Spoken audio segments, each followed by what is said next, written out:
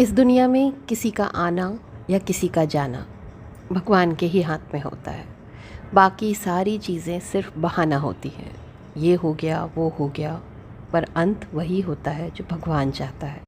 नमस्कार फ्रेंड्स, मैं आपकी मंजरी वापस आ गई हूँ एक नए वीडियो के साथ व्लॉगर्स रिव्यू में। And thank you so much मेरे चैनल को सब्सक्राइब करने के लिए। और जिन्होंने नहीं किया है उनसे प्लीज़ रिक्वेस्ट है कि प्लीज़ मेरा चैनल सब्सक्राइब कर लें। और से जब से मिसकैरेज की खबर आई है, अंशु, वो अंशु जिसने अपने माता पिता को खोया, अपने जवान भाई को खो दिया, और एक अनाथ लड़की की जब शादी होती है तो एक परिवार उसे हेल्प करता है, उसका कन्यादान करता है और उसे अपनाता है। और अब जब उसके जीवन में थोड़ी सी खुशियाँ आई थी, एक अच्छा परिवार मिल गया है, बच्चा आने वाला था, भगवान को ये भी मंजूर नहीं था। पर मैं आप सबका ध्यान उस ओर ले जाना चाहूँगी जिस ओर आपका ध्यान जा ही नहीं रहा है। ये कि कल का वीडियो क्यों आया था, कल अंशु का वीडियो क्यों आया था, और अंशु के वीडियो का मकसद क्या था। आपको कोई तकलीफ़ है, आप हेल्दी नहीं हैं या आप बहुत दुखी हैं, तो आप वीडियो बनाकर शेयर नहीं करते। लेकिन उन्होंने ये सफाई दी कि लोग पूछ रहे थे कि आप कहाँ हैं, 2 दिन से क्यों गायब हैं, इसलिए उन्होंने वीडियो बनाया। बहुत अच्छी बात है, आपने वीडियो बनाया। आप कम्युनिटी भी लगा सकते थे, आप ये भी लिख सकते थे कि आप अभी ठीक नहीं हैं, जब ठीक हो जाएंगे तो आएंगे, सारी बातें बताएंगे। लेकिन आपने वीडियो बनाया और वीडियो बनाकर इस पूरे मामले को अंबाला से जोड़ दिया, जो कि करीबन नहीं तो 2 मार्च यानी 15 से 20 दिन पहले की खबर है।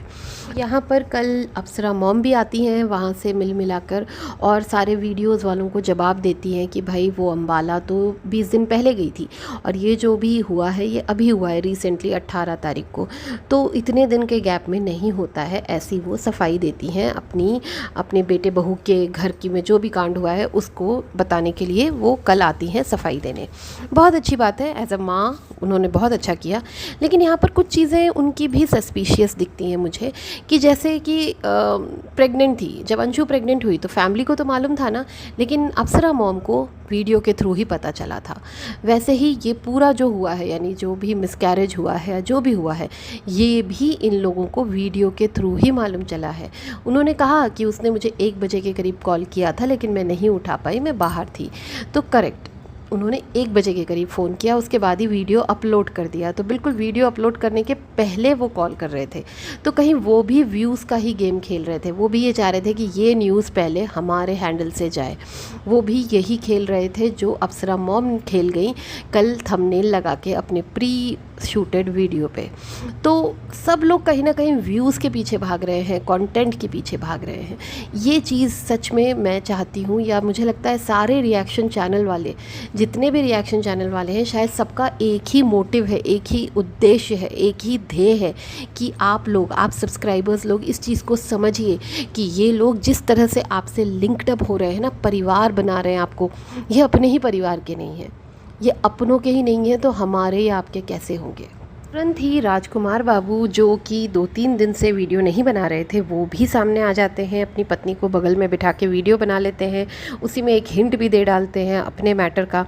मतलब इतनी बेसब्री क्यों, बार बार मैं यही पूछ रही हूँ, इतनी बेसब्री क्यों किसी भी चीज़ के लिए। आपकी लाइफ की ये बहुत बड़े अचीवमेंट्स होते हैं, ये माइलस्टोन्स होते हैं। आपका जन्म है ना, आपका जन्म होता है, आप साल 10 साल बर्थडे सेलिब्रेट करते हो, एक एक क्लास पास करते हो, 12th पास करते हो, 10th पास करते हो, ग्रेजुएट होते हो, पोस्ट ग्रेजुएट होते हो, या ग्रेजुएशन के बाद ही शादी होती है, चाहे बॉय हो चाहे गर्ल हो, शादी होती है। वो एक बड़ा अचीवमेंट होता है। क्यों सेलिब्रेट करते हैं? क्योंकि वो हमारी लाइफ का बड़ा माइलस्टोन होता है। बच्चा होना, ये भी हमारी लाइफ का एक बड़ा माइलस्टोन होता है।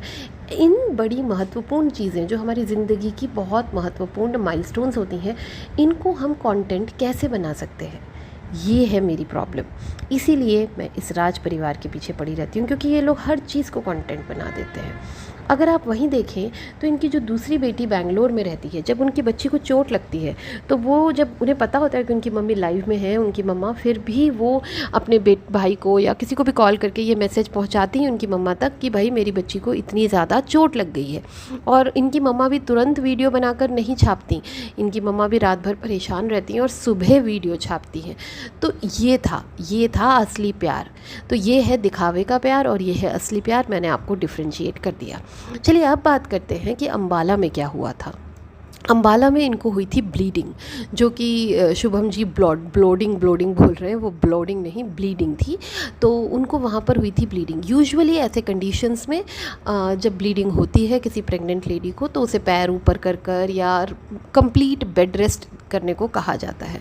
तो अगर उस वक्त ये डॉक्टर के पास जाती तो इन्हें प्रॉपर मेडिकेशन मिलता, बेड रेस्ट के लिए कहा जाता, और शायद ये कंसर्न रहती इनके बॉडी कंडीशन को देखते हुए, जैसा डॉक्टर बताता, और ये प्रिकॉशन लेती और शायद ये बच्चा आज इनके साथ होता।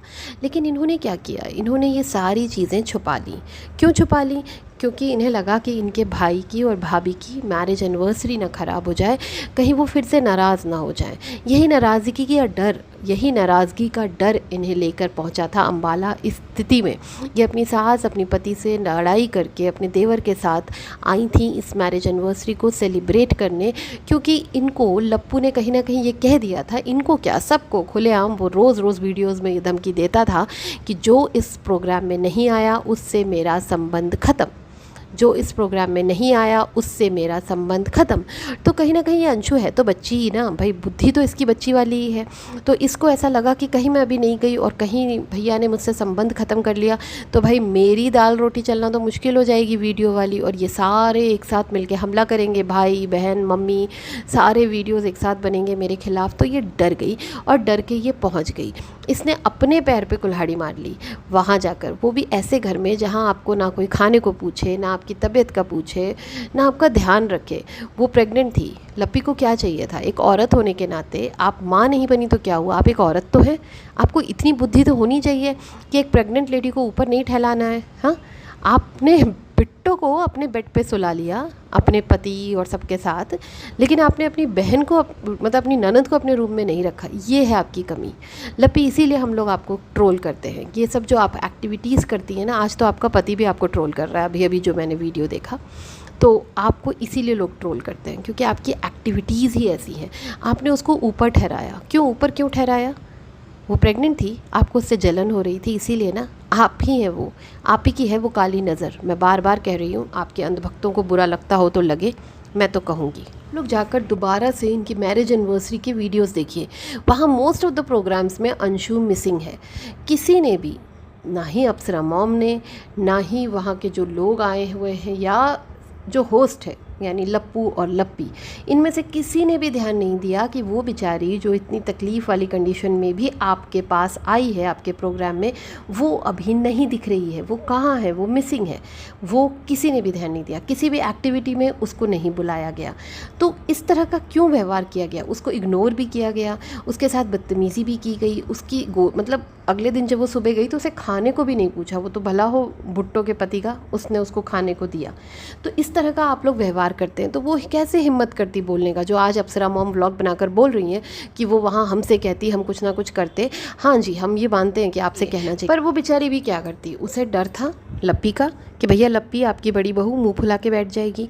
फिर भी उसने निशा और मम्पी को बताया था ये बात। तो निशा और मम्पी, आप दोनों से मैं ये पूछना चाहूँगी, आप दोनों को एक एक बच्चा है और मम्पी ने तो अभी अपनी बहन की भी डिलीवरी करवाई है, तो आप दोनों को इतना तो ज्ञान होगा ना कि अगर ब्लीडिंग हो रही है तो क्या करना चाहिए। एटलीस्ट वो नहीं बता रही थी, आपको बताना चाहिए था अप्सरा मॉम को। और कुछ नहीं तो निशा तो और उसके हस्बैंड तो वहाँ कितने दिनों से रह रहे थे, बहुत समय से वहाँ आते जाते हैं, वही उसे लेके जाते डॉक्टर के पास और दिखा के लाते। कम से कम उसे इतना तो ज्ञान देते कि तू हिल डुल मत, अब तू एक ही जगह लेटी रहे, अगले दिन ट्रेन से मत जा, अभी बेड रेस्ट कर। इतना तो कर सकते थे। अगले दिन जो वो ट्रेन से चली गई मुंह उठा के, वो ना करके आप प्रोग्राम ख़त्म होने के बाद बता देते अप्सरा मॉम को, लप्पू को, और फिर उसका ट्रीटमेंट कराते और फिर जो डॉक्टर कहता उस तरह की एक्टिविटी करते। तो यहाँ पर गलती निशा और मम्मी की भी है क्योंकि इन लोगों को ये बातें पता थीं और आप लोगों ने एक जीवन के साथ खेल किया है। एक पार्टी, एक मैरिज एनिवर्सरी मनाने के लिए एक जीवन के साथ खेल किया है। मैं मानती हूँ कि ये अम्बाला वाला एपिसोड 20 दिन पहले का था, लेकिन उस वक्त जो ब्लीडिंग हुई थी उसी वक्त ये प्रॉब्लम स्टार्ट हो गई थी। तो अगर उस वक्त ध्यान दिया जाता तो शायद ये दिन ना देखना पड़ता। लेकिन उसके बाद भी बचपना किया अंशु ने, क्योंकि इसकी सोल जिम्मेदारी तो अंशु की ही है। माँ की ही जिम्मेदारी होती है बच्चे का ध्यान रखना। माँ ने क्या किया? वापस आई, उसने अपने घर का उद्घाटन किया, उसमें भागा दौड़ी की, पूजा में बैठी, जबकि नहीं बैठा जाता ऐसे पूजा में। जो भी ऊपर नीचे सीढ़ी चढ़ी, जो भी किया, रेस्ट करने की जगह उल्टा उसने ये भगदड़ के काम किए, है ना। बार बार सिवान गई, 2 बार तो हमने ही उसे देखा सिवान में आते हुए। तो इस तरह की एक्टिविटीज़ ना कर कर अगर वो रेस्ट करती तो शायद वो इस मुसीबत से बच सकती थी, लेकिन उसने ये सब ध्यान नहीं दिया। उसने फिर होली भी खेली। आप लोगों ने वीडियोज़ में देखा होगा, मैंने सेलेक्ट कर करके लगाया है। रोज़ वो अपने कपड़ों का प्रमोशन भी करती थी, होली भी खेली उसने जम के। यार पूरा जीवन पड़ा है होली खेलने का। अगर आपने कंसीव किया था तो आपको अपने बच्चे पे ध्यान देना चाहिए था, और अगर आप मेंटली और फिज़िकली प्रिपेयर्ड नहीं है तो कोई जल्दबाजी नहीं है। क्या ज़रूरत है बच्चे की, इतनी क्या जल्दबाजी, अगर आप उसे हैंडल नहीं कर सकते। यार ये खबर सुन के लप्पी की तबीयत बहुत ख़राब हो गई है।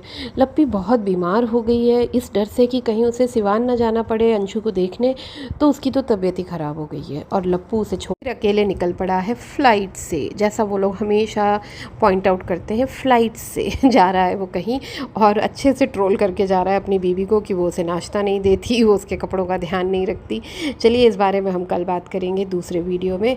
Bye bye, thank you.